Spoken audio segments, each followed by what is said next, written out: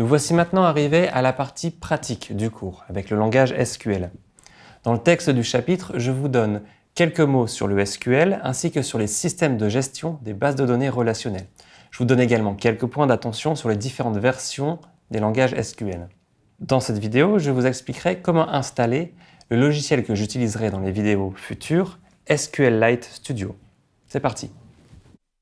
Pour utiliser une base de données SQLite, je vous conseille le logiciel SQLite Studio. Vous pouvez le télécharger en ligne pour différents systèmes d'exploitation. Une fois téléchargé, vous pouvez lancer le programme. Voici l'interface de SQLite Studio. Celle-ci est composée de plusieurs parties. À gauche, il y a un panneau qui s'appelle « Base de données ». Celui-ci contient la liste des bases de données que vous avez ouvertes ou que vous ouvrirez par la suite. Je n'en aurai pas besoin dans les chapitres qui vont suivre, je vais donc l'enlever. La partie que nous utiliserons le plus, c'est l'éditeur SQL qui se trouve dans la partie supérieure de l'écran. Vous pouvez, dedans, taper vos requêtes SQL. Pour retrouver à tout moment ce panneau, vous pouvez cliquer sur « Outils », ouvrir l'éditeur SQL. Il y a également un raccourci clavier, ici Alt-E. Pour exécuter votre requête, vous pouvez cliquer sur le bouton en forme de flèche bleue ou appuyer sur la touche F9. Dans la partie inférieure de l'écran s'affiche le résultat de ma requête. La partie tout en bas de l'écran s'appelle la barre d'état.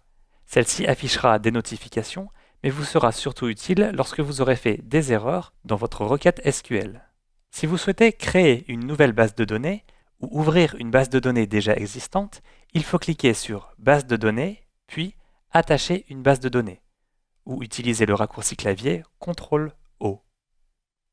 Une fenêtre s'affiche et vous avez un bouton vert pour créer une base de données ou une icône en forme de dossier pour importer une base de données déjà existante.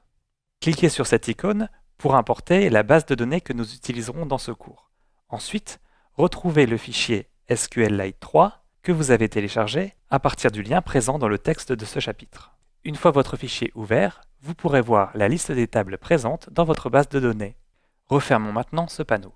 Et parlons maintenant du projet fil rouge de ce cours. Je vous propose de vous mettre dans la peau d'un enquêteur qui enquête sur le financement d'un réseau criminel. Vous avez, au cours de votre enquête, intercepté une facture émise par une mystérieuse société qui s'appelle Big Data Crunchers Limited. Sur ces factures, l'adresse de cette société n'est pas indiquée. Vous ne savez pas qui se cache derrière cette mystérieuse entreprise, mais vous pensez qu'il peut s'agir d'une société écran. Une société écran, c'est une société qui est créée de manière à ce que la personne qui bénéficie réellement des bénéfices générés par la société ne soit pas ou difficilement identifiable. Mais une société ne se crée pas si facilement que ça. En général, il faut demander de l'aide à des services spécialisés. On les appelle souvent des intermédiaires. Vous allez donc enquêter sur cette mystérieuse société, mais également sur les intermédiaires qui ont aidé à la créer, car vous pensez qu'il sera peut-être possible d'accuser ces derniers de complicité. Vous utiliserez donc pour votre enquête la base de données des Panama Papers, qui sont des données initialement secrètes, mais qui ont été révélées par des journalistes. Voilà, vous êtes maintenant prêt à rentrer dans le vif du sujet avec les Panama Papers. Dans le prochain chapitre, il n'y a pas de vidéo, mais si vous connaissez déjà le contexte des Panama Papers, je vous invite tout de même à regarder les sections qui s'intitulent « Notre investigation » car elles détaillent le fil rouge de notre investigation tout au long des prochains chapitres. Je vous conseille également de lire la section qui s'intitule « Qu'y a-t-il dans la base de données » pour vous familiariser avec elle.